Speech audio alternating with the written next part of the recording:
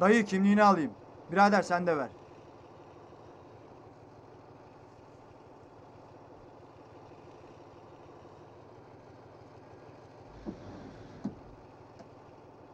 Kimliğini ver.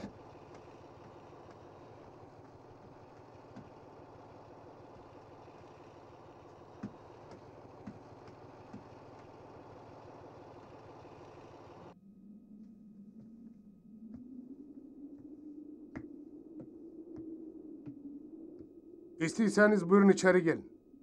Neden? Tren öteki istasyonda biraz bekletili. Buyurun. Buyurun. Sağ Teşekkürler. olasın. Komutanım burada. Beritan sen misin? Evet benim. Benimle geliyorsun.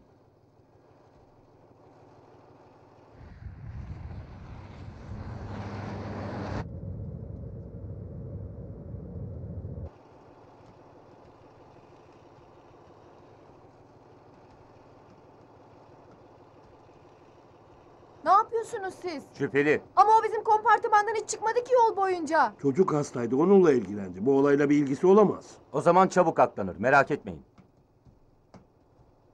Şu işe bak ya. Mapustan çıkalı bir gün olmadı, tekrar giriyor.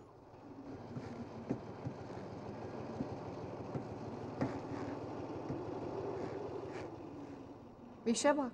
Mapustan çıkan 3 kişi. Biri mapustan çıkıp tekrar mapusa gitti. Biri mapustan çıkıp mezara gitti. Üçüncüsü ne olacak? Adı neydi acep?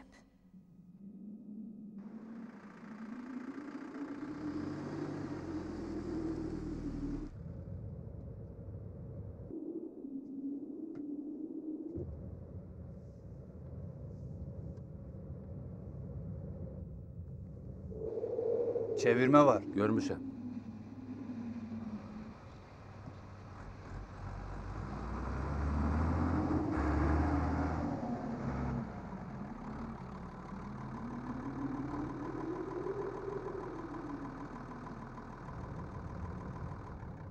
Hayrola komutanım. Trende cinayet işlenmiş. Cesedi de trenden atmışlar. Vay be şunlara bak. Daha neler oluyor bir bilsen. Her neyse, arkadaş kim? Yabancı değil misafirim. Asker arkadaşım. Hoş geldin birader. Hoş bulduk. Memleket seni pek hoş karşılamadı ya, neyse. Allah kolaylık versin. Sağ olasın. Hadi uğurlar olsun. Sağ olun komutanım.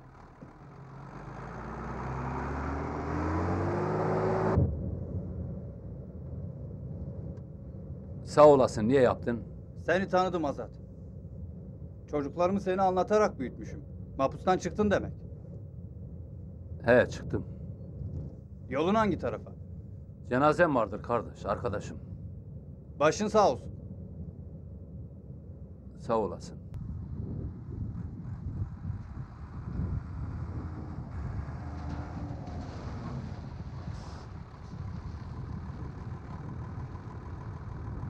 Eyvallah. Başın sağ olsun. Sağ olasın. Hadi güle güle. Uğurlar ola.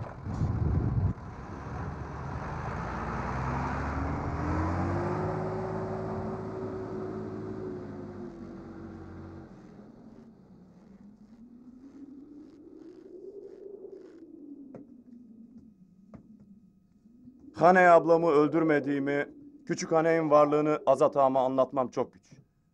Artık gerçeğin söylenmesi en doğrusu. Zaten gerçeği ona anlatma zamanı gelmiştir. Küçük haney sahipsiz de olsa ablam haneyin bir parçasıdır.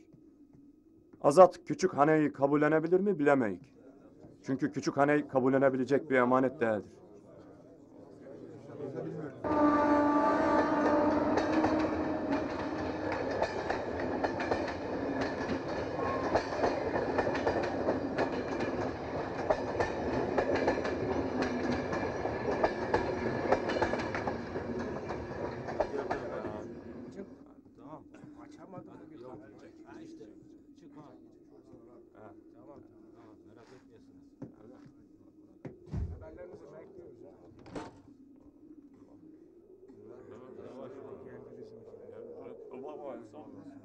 Hadi sallanmayın abi biraz çabuk.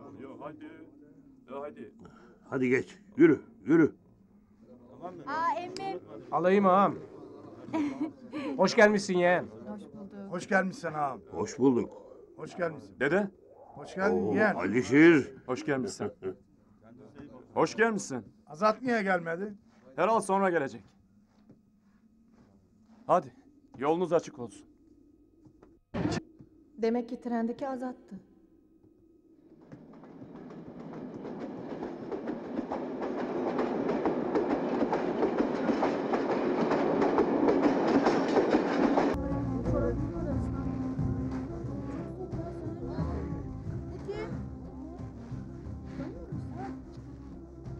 Hangi köydensin emmi? Nereye gidiyorsun? Nermikan'a gideyim oğul.